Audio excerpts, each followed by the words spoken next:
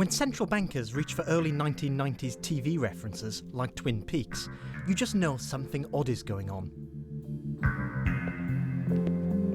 And like in that series, when you look at the UK economy today, nothing is as straightforward as it first appears. Sadly, I didn't have time to go somewhere 5 miles south of the Canadian border, 12 miles west of the state line today. Instead, I came here, to a Twin Peaks-style diner in London.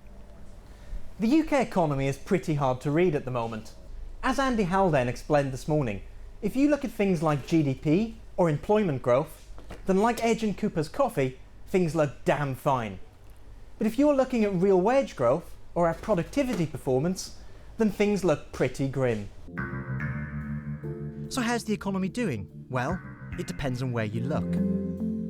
The economy is growing very strongly at the present time, in excess of 3%.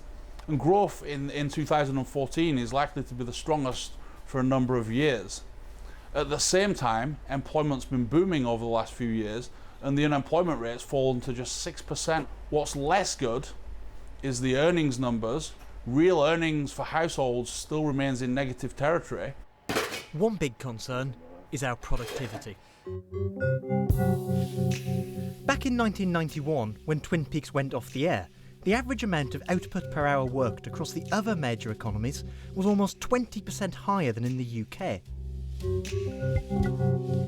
Throughout the 1990s and the early noughties, the UK closed most of that productivity gap. But since 2004, it's been rising again. Our productivity has grown by less than our competitors.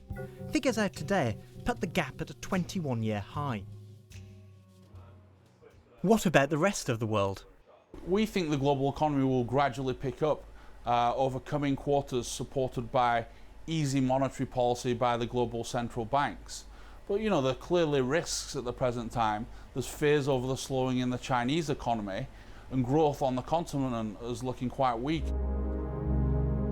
You could say the global economy too has twin peaks. Decent growth in the UK and US, but elsewhere the lights are going out. The markets have seized on Andy Haldane's comments that the first Bank of England rate rise will come later than expected. But overall, it's a very interesting speech, talking of an economy which is writhing in both agony and ecstasy. The upper tier of the labour market is thriving, the middle tier is languishing, and the bottom tier are gaining jobs, but at the cost of lower wages. With so much data at odds, the economy is resembling a David Lynch TV show. It's really hard to tell what's going on.